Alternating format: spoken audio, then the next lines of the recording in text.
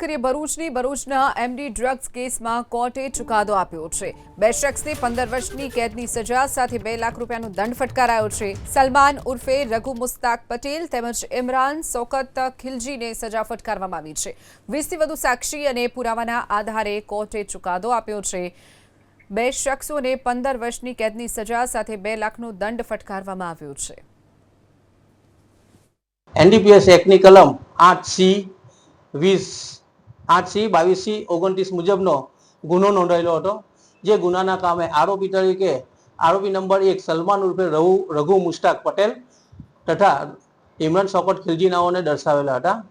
नामदार पांचमा additional district जज साहेब नाओ द्वारा मान्य करी तारीख 15/5/2026 ना रोज आ कामना आरोपी नंबर 1 सलमान उर्फे रघु मुस्ताक पटेल नाओने नामदार कोर्ट तरफथी 15 वर्षनी सखत कैदनी सजा तथा 2 लाख रुपया दंडनो हुकम करवामां आवेल छे अने जो दंडनी रकम ना भरे तो वधु 1 वर्षनी सजा अंगेनो हुकम करवामां आवेलो छे।